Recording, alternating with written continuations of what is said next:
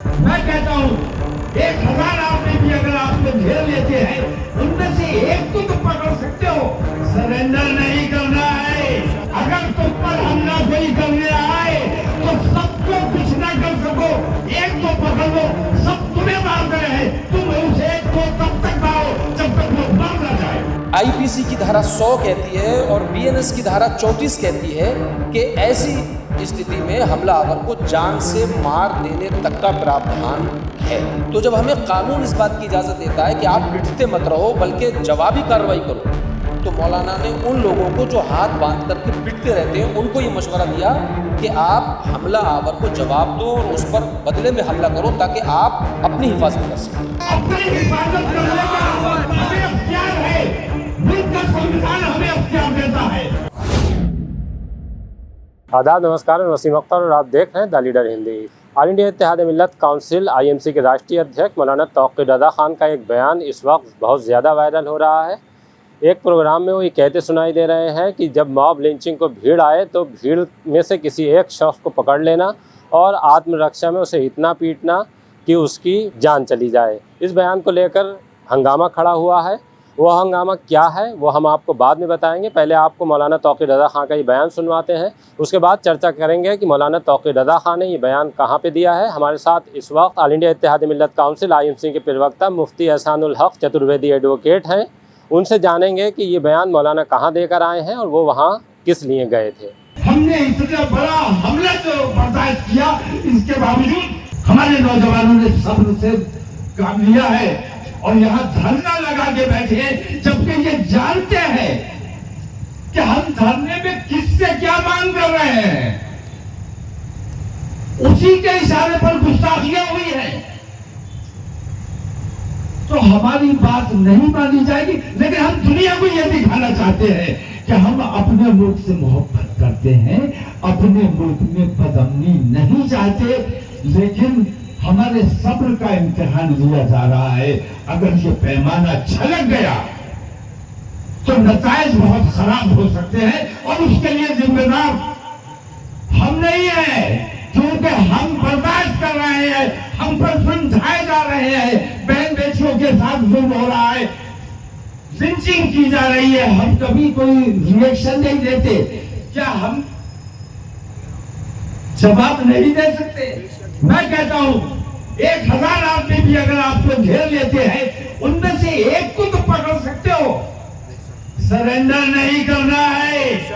अगर तुम पर हमला कोई करने आए तो सबको कुछ ना कर सको, एक को पकड़ लो, सब तुम्हें मार रहे हैं, तुम उस एक को तब तक मारो जब तक वो मर ना जाए।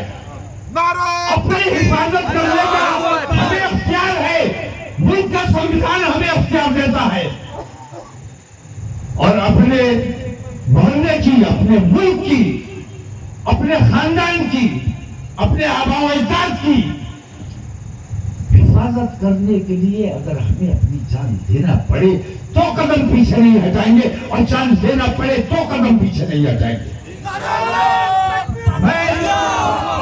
मैं हुकूमत हिंद से मांग करता हूं, धरना आपने दिया, बहुत अच्छा किया।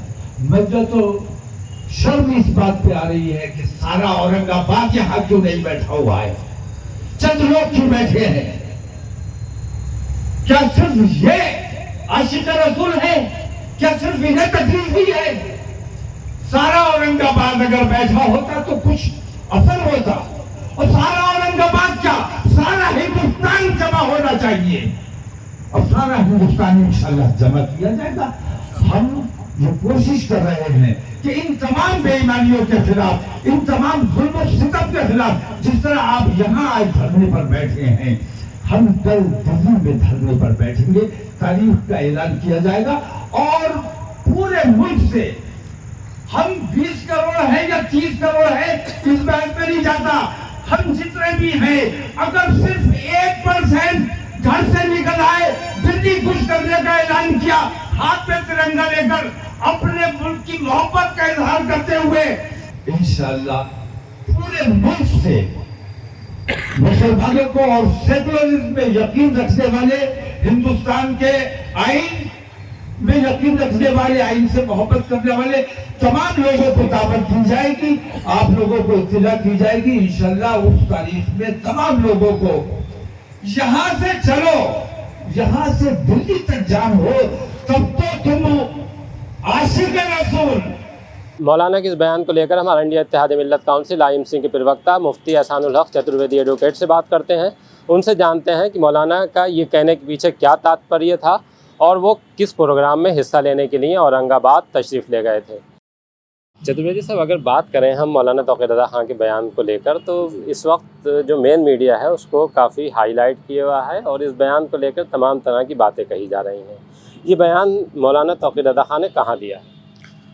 ये बयान मौलाना तौक़ीर रज़ा ख़ान साहब ने महाराष्ट्र की सरज़मीन पर शहर औरंगाबाद में दिया था। और औरंगाबाद में रामगिरी के द्वारा पैगंबर इस्लाम की शान में अमर्यादित टिप्पणी से परेशान होकर के वहाँ के मकामी नौजवान धरने पे बैठे थे और उनको जब मालूम हुआ कि हज़रत मौलाना तौक़ीर रज़ा ख़ान साहब औरंगाबाद में आए हुए हैं तो उन्होंने हज़रत को इनवाइट किया। हज़रत गए, उनकी हौसला अफजाई की और उनके सर पे दस्ते शफ़क़त रखा और उसी मीटिंग में हज़रत ने ये बयान दिया था। जी, लेकिन इस बयान के पीछे की वजह ये बताई जा रही है कि मौलाना मुसलमानों को भड़का रहे हैं कि कोई आए तो उसको मार दो। आपका क्या कहना है इस पर? भाई, मौलाना तौक़ीर रज़ा ख़ान साहब के साथ में एक मुश्किल ये है कि वो कितनी ही देश प्रेम की भावना से बात करें, लेकिन लोग उनके बयानों को अक्सर तोड़ मरोड़ कर और देश के ख़िलाफ़ चलाने की और बताने की और समझाने की कोशिश करते हैं। जबकि सही बात यह है कि हमला आवर को जान से मार देने की बात मौलाना तौक़ीर रज़ा साहब ने तो बहुत दिनों बाद कही, 2024 में कही है। यही बात 1860 में इंडियन पीनल कोड, भारतीय दंड संहिता सेक्शन नंबर 100 के अंदर कह चुकी है और 2023 में यही बात भारतीय न्याय संहिता यानी BNS सेक्शन नंबर 34 के अंदर कह चुकी है कि अगर कोई आप पर गैर मुतवक्का हमला करता है या जानबूझकर हमला करता है तो आप सेल्फ डिफेंस में, आत्मरक्षा में, अपने बचाव में हमला आवर पर बदले में हमला कर सकते हैं। और अगर आपको ये लगता है कि इस हमला आवर को अगर हमने ज़िंदा छोड़ दिया तो ये हमें नहीं छोड़ेगा, तो ऐसी स्थिति में IPC की धारा 100 कहती है और BNS की धारा 34 कहती है कि ऐसी स्थिति में हमला आवर को जान से मार देने तक का प्रावधान है। जी, तो मौलाना ने जब ये बात कही तो इस बात की मिसाल दी थी उन्होंने कि ऐसी नौबत किस तरह से आएगी या कब ये नौबत आए तो ऐसा करें। उन्होंने ये कहा था कि आए दिन जो मॉब लिंचिंग की जा रही है मुसलमानों की, और ख़ासकर जहाँ किसी एक दो मुस्लिम को, दाढ़ी वाले को ये कह कर के मारना शुरू कर दिया जाता है कि इसके टिफ़िन में गाय का गोश्त है, या किसी को सिर्फ इसलिए मारना शुरू कर दिया जाता है कि ये मुसलमान है, तो उन्होंने ये कहा कि तुम पिटते मत रहो भाई, तुम हिंदुस्तानी हो, तुम्हारे पास संविधान है, तुम्हारे पास हिंदुस्तान के कानून है और कानून अभी ज़िंदा है, कानून अभी मरा नहीं है, संविधान अभी बदला नहीं गया है। तो जब हमें कानून इस बात की इजाज़त देता है कि आप पिटते मत रहो बल्कि जवाबी कार्रवाई करो, तो मौलाना ने उन लोगों को जो हाथ बांध करके पिटते रहते हैं उनको ये मशवरा दिया कि आप हमला आवर को जवाब दो और उस पर बदले में हमला करो ताकि आप अपनी हिफाजत कर सकें। जी, अच्छा, IMC को भी नहीं लगता कि उनके बयान में कुछ ऐसा है कि जिससे भड़काने वाली बात हो? भाई देखिए, IMC जो है वो अगरचे उसका नाम उर्दू में है और लोग समझते हैं कि ये मुसलमानों की पार्टी है, तो ऐसा बिल्कुल नहीं है। अगर इसकी आप हिंदी करें तो ये भारतीय एकता परिषद इसका तर्जुमा होता है, इत्तेहाद मिल्लत काउंसिल का। तो अब उर्दू नाम लेने से अगर आदमी मुसलमान हो जाता है तो आज भी कितने ऐसे हिंदू भाई हैं कि जिनके पास पूरी पूरी गीता उर्दू में लिखी हुई है और जो मुसलमानों से ज़्यादा उर्दू पढ़ते हैं। तो क्या उर्दू पढ़ने की वजह से अगर मुसलमान हुआ तो फिर उन तमाम हिंदुओं को भी मुसलमान मानना पड़ेगा, जबकि उर्दू ज़ुबान किसी एक फ़िरक़े की नहीं, किसी एक मज़हब वालों की नहीं।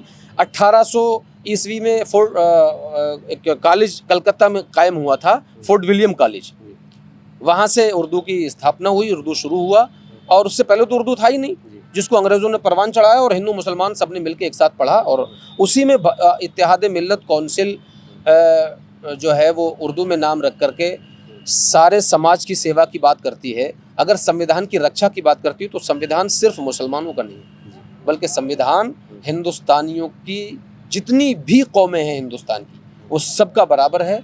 और अगर आईएमसी लोगों की हिफाजत की बात करती है तो हिफाजत की गारंटी संविधान ने ली है, हमारे कवानीन ने ली है, और हमारी मरकज़ी हुकूमत और हमारी अदालत उज़्मा यानी सुप्रीम कोर्ट जिसकी संरक्षक होती है, जिसकी सरपरस्ती करती है, तो हम सब मिल करके अगर हम सुरक्षा की बात करते हैं तो सबकी करते हैं, ना ये कि आईएमसी किसी एक फ़िरक़े की बात करती है। कुछ बयान काटा गया है या वो पूरा चलाया गया है? जैसे मुझे अगर मैंने बात की है आईएमसी कुछ लोगों से, तो उनका कहना था कि मौलाना का पूरा बयान नहीं चलाया जाता। हाँ, ये इसमें कोई शक नहीं है, मौलाना का पूरा बयान नहीं चलाया गया, जबकि हज़रत मौलाना तौक़ीर रज़ा साहब ने अपने भाषण में, अपनी तकरीर में ये स्पष्ट कहा था कि हम हर एक मज़लूम के साथ हैं।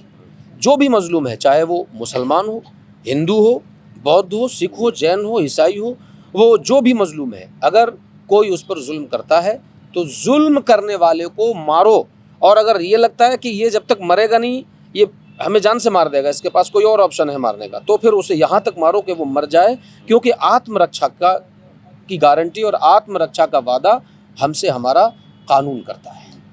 अभी आपने मौलाना तौक़ीर रज़ा खां के हालिया बयान और उस पर खड़े हुए विवाद को लेकर मुफ्ती एहसानुल हक चतुर्वेदी एडवोकेट को सुना। आप आईएमसी के प्रवक्ता हैं, आपने साफ कर दिया है कि मौलाना ने जो बयान दिया था वो कहाँ दिया था, क्यों दिया था और उनकी पूरी बात क्या थी। उम्मीद है कि जिस तरह से मौलाना तौक़ीर रज़ा खां के बयान को लेकर विवाद खड़ा हुआ है, हमारे इस वीडियो के बाद कुछ चीज़ें साफ़ होंगी। हमसे बात करने के लिए बहुत बहुत जी, बहुत शुक्रिया सर, बहुत शुक्रिया।